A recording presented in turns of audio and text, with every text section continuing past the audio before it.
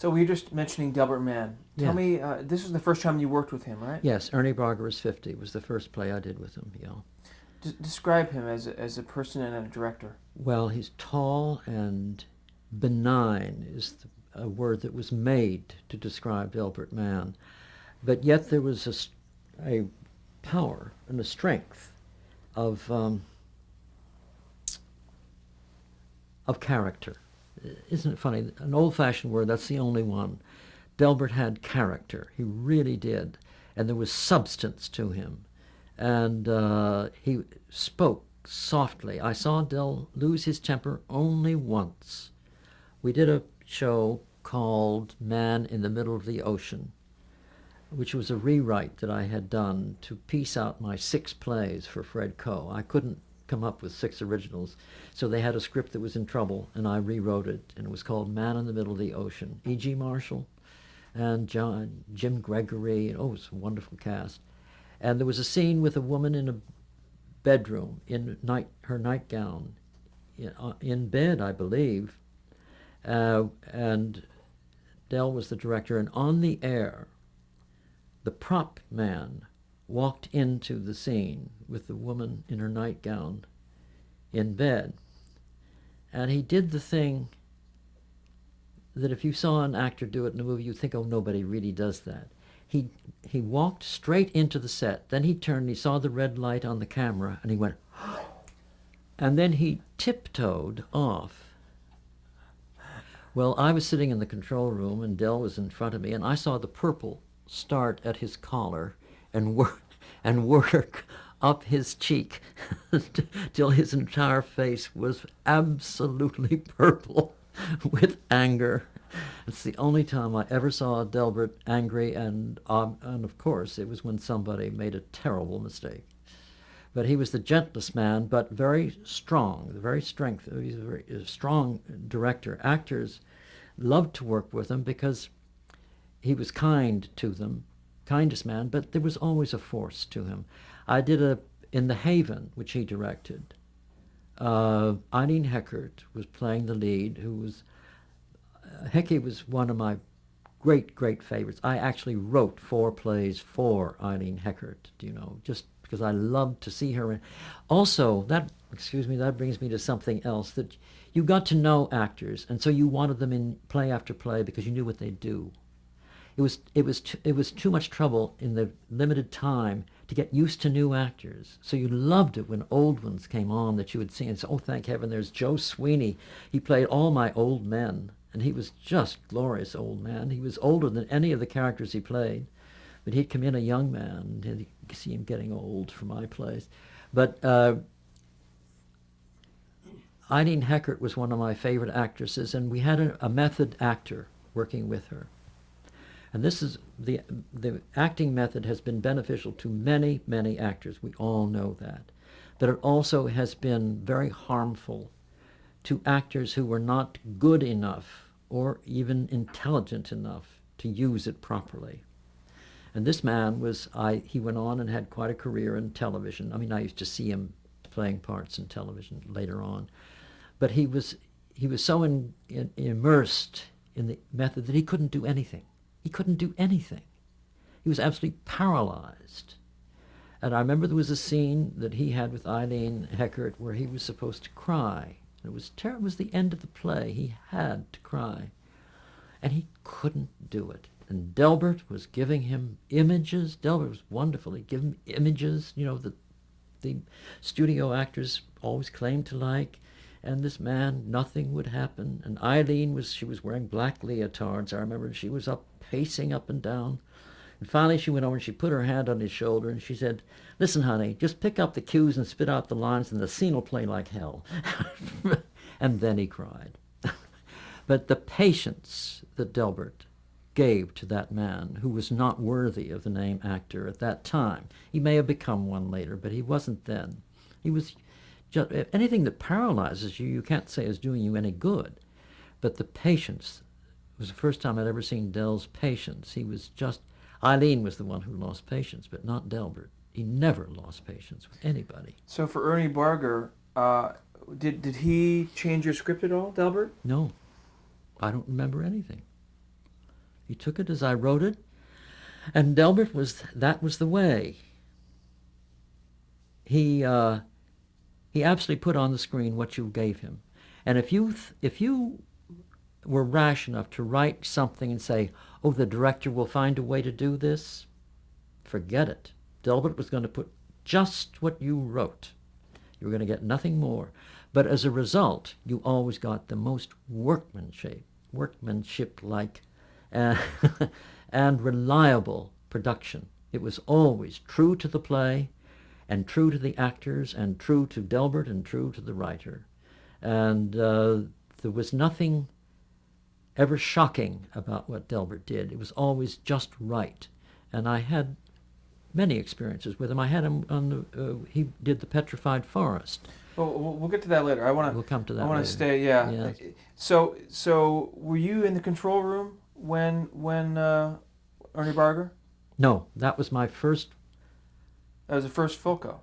It was first Philco, yes. Right. And I went home for that. You went home for that. That was the last one I went home for. So here's a show that's been on the air for quite some time, and you've watched it over the years, and all of a sudden, you have your first produced play. Mm-hmm. How did that feel? Wonderful. Yeah. Really, just wonderful. My father loved it. He sent out cards to everyone he'd ever known advertising it. They were back in. Your parents were No, still they lived in New York Ohio. City at the time, yes, down in Gramercy Park. And he said he was an advertising man, and he had little cards with the date of the show by Tad Mosel, and said, and wrote on, "Be sure to look in," and all. Everyone he'd ever known. He just loved. And I went down and I saw the show with them, because it meant a lot to us all. It was but I didn't like seeing it. I wanted to be in the studio. And So the next one was other people's houses. Yes. And I was in the studio for that. You're in the studio on that one. Tell me about that. Well, that was a play about. I started off. It was a lesson in how an idea can change. I started off. I wanted to write a play about a woman who had almost a saintly life, who had never in her life done what she called a mean thing to anybody. And I wanted her to put her in a position where she had to. That was the dramatic action. Well, the action that I chose was to put her father in a county old people's home. There were no retirement communities in those days. And because that action was bigger than my idea, it became a play about what to do with old people. You see what I mean? And you forgot that it was about a woman who had never had to perform although that was there, but that wasn't what the play was about. It was how do we deal with people who grow old? And that was where that was Rod Steiger was in that, and Rod Steiger played her sister. She was a woman who had worked in service for people. I had a great affinity for people who had been in domestic service. I don't know why, but I always have. I think in another life I was somebody's butler, or valet. I don't know. I must have been, because I've always had a great affinity for them. And she had been in service all of her life, and her younger sister was very weak-willed, and she was married to Rod Steiger, who was not very weak-willed, and he was sick of having Dad around the house all the time. His wife was going to have a baby, and he just wanted to get Dad out of the house, and this was the conflict. And it was a very good show. It really was. And Rod, at that time, was totally unreliable in what he would do. You never knew what he was going to do. And we got on the air, and we saw a performance that we had never seen in any rehearsal at all. He took over the play like a terrier and shook it, and made its teeth rattle. Well, now the play was not about his character. It was about Eileen Heckert, who herself can be a very dynamic actress. Well, it was a marvelous thing to watch in the control room, although I didn't know how it was going to come out, because Eileen sensed what was happening. So the only way I can describe it, she just slid right in under him. She just got very quiet and very soft. And of course, she still kept her scenes, because he was so outrageous. He just was tearing his hair and, oh dear. Was it chaos in the control room? Because No. no? You can't. You have no time for chaos in the control room. The show must go on.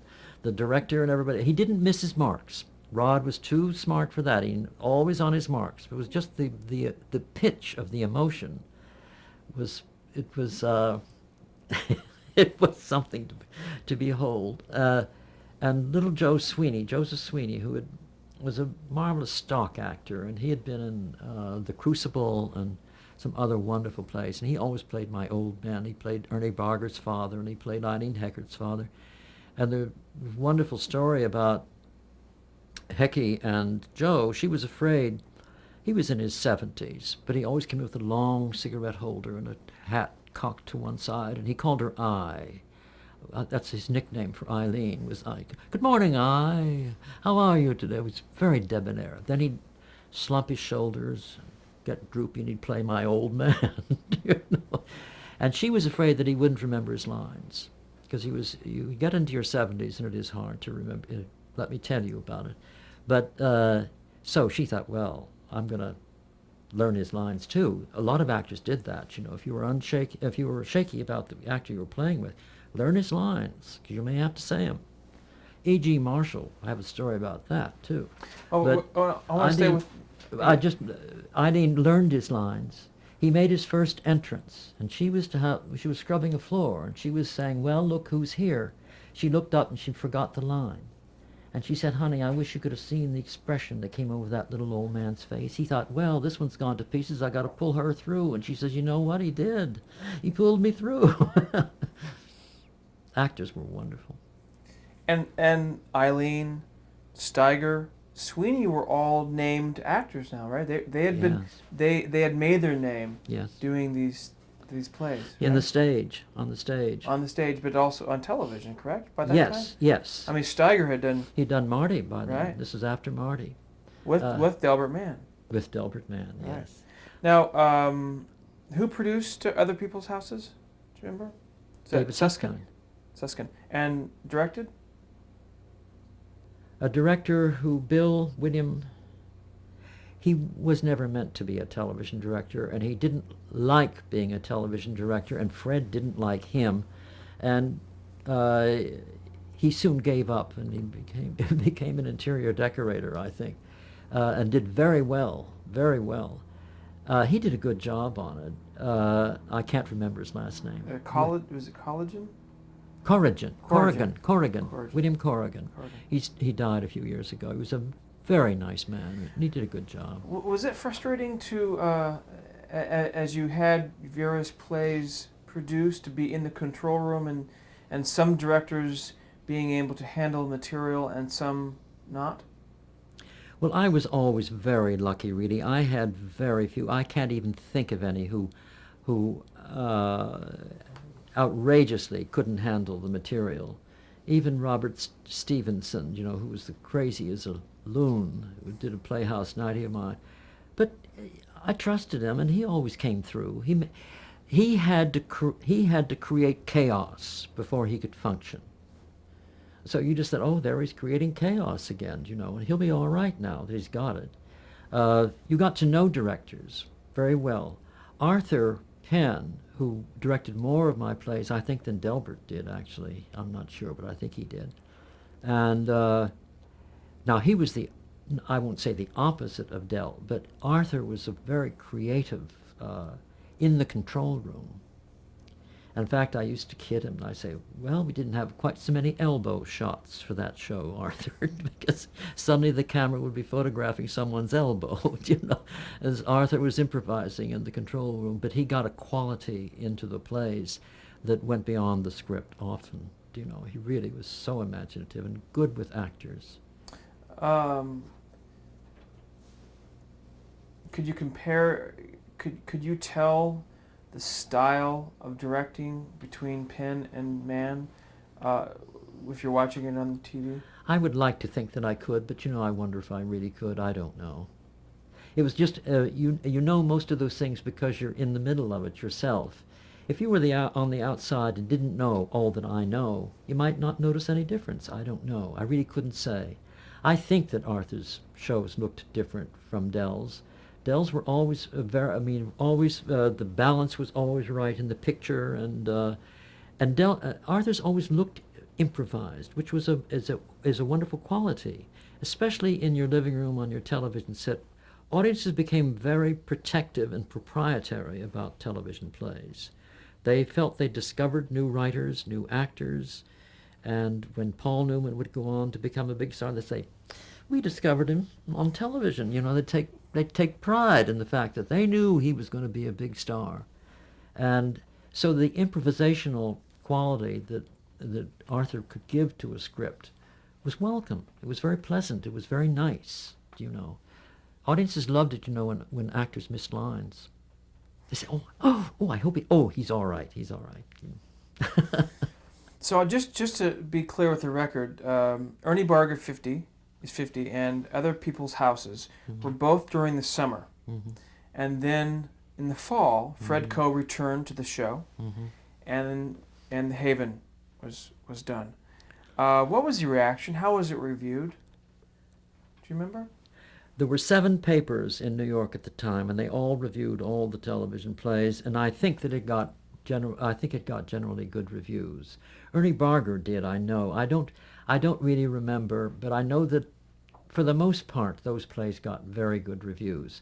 If it was, you knew you were a failure if you were ignored completely. That was worse than getting a bad review. If they just didn't review you, because everybody read those reviews. The sex play I did for him was a failure. I don't think you even have it. It was called Madame Aphrodite. I don't. Well, it's just as well. It didn't work. I later made it into a stage musical with Jerry Herman, and it didn't work then either. How involved were you in the production of, let's say, The Haven or these early shows? Did they bring you in to do rewrites as you were preparing, for the week of preparation, or was it pretty much?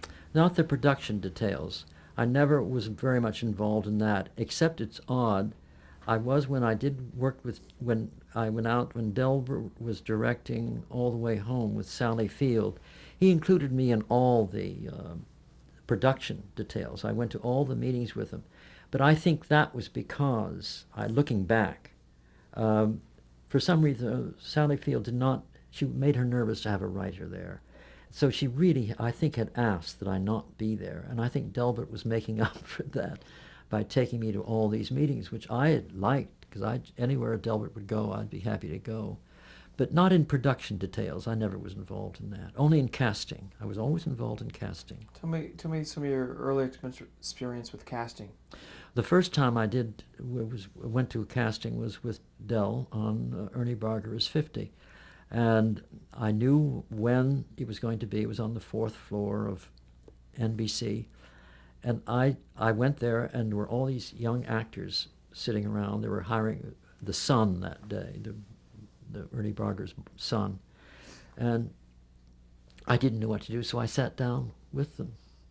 And this man who was Fred Coe's assistant, Bill Nichols, came out to speak to each of the actors. Dell was in his office to speak of each of the actors and greet them. He was casting man, and he knew all the actors. And he got to me, and I was a clinker. He didn't have any idea who, and he was quite rude to me. He really was. He said, "What do you want?" And I said, "Well, I'm waiting to see Mr. Mann." He said, "Why?" I said, "I wrote the play." And immediately his tone changed, and as he took me and he said, "I'm sorry about that. I thought you were an actor." And I have to say that I was not impressed with that. I wanted to say, "Is that the way you treat actors?" Because I didn't think that was a good way to treat anyone. So I went into Dell's office, and of course Dell was totally different. And we saw all the young actors in New York, I think. And John Kerr, who had made a big hit in Tea and Sympathy, was one.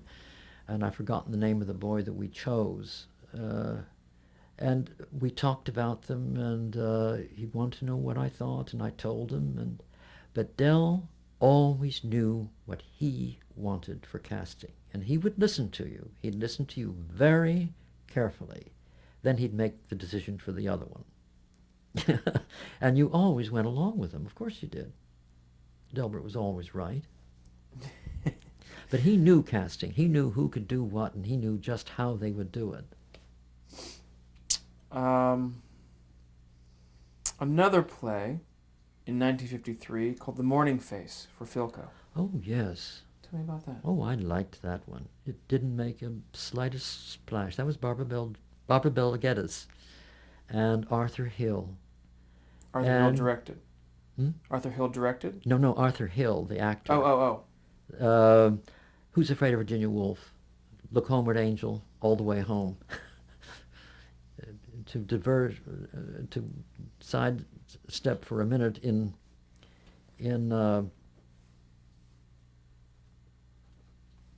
Look Homeward Angel, Arthur died at the end of the second act. And in my play, All the Way Home, he died at the end of the first act. And I said, Arthur, you know what your future is. But his future was Who's Afraid of Virginia Woolf? But The Morning Face was about a teacher who had, shall we call it, an unholy yearning for a teenage student in a private school. It was really a very risky play. And I'm always very glad I did it, because I think it's true. I think it happens in life all the time. But it was done so subtly that not everybody understood what it was about. And Arthur Penn directed it. I'm sure he did. Yeah. And it was beautifully done and beautifully acted, and I loved it, but nobody paid much attention to it. The Morning Face, of course, is Shakespeare, the schoolboy with the shining morning face. And he had a shining morning face, I'm here to tell you. And there was a scene where she made him recite Amo Amasa Mat in Latin, which, you see, I meant to tell an awful lot, but people just thought he was reciting a Latin verb. Is that a struggle as a writer to how subtle to be? Yes, always a struggle, and in that case especially, because I didn't know. I would have cheapened the character if I had been any more obvious than I was, do you know? And I couldn't do that in those days. Maybe today I could do it, I think, surely. Yes. In fact, Robert Anderson, in a way, did it in Tea and Sympathy just a couple of years later. But there was always that problem. I wrote a play for Playhouse 90. Now this, I made it, it was so subtle, I never put it in the play at all. But it was called The Playroom, and the cast was Tony Randall, who, for your information, was a brilliant dramatic actor. He made such a fool of himself in so many plays and played so many comedy parts that people think he hasn't gone to, but he was a wonderful actor. And he played a character that was gay in my play, only I never said so. And you were supposed to figure it out from his life as you saw it presented to you.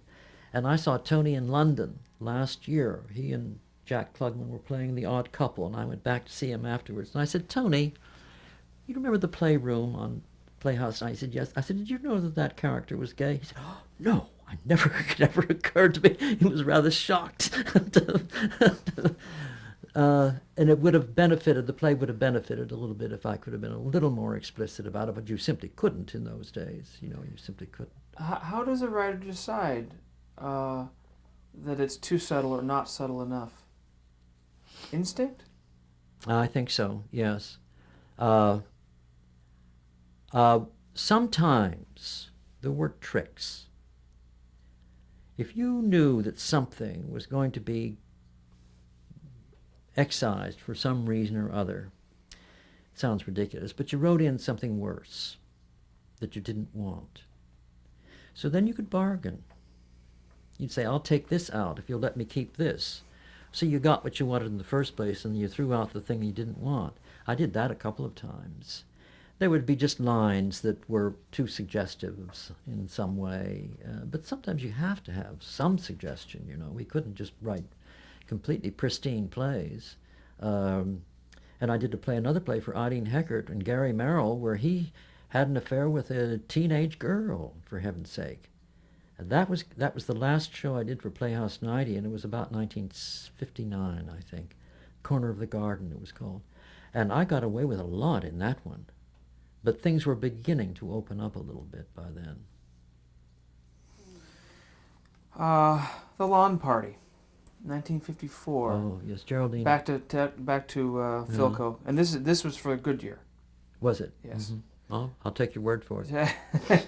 Also directed by Arthur Penn. Arthur Penn. Tell me about that. Geraldine Fitzgerald. It was, it was a good example of how Fred worked with the writer.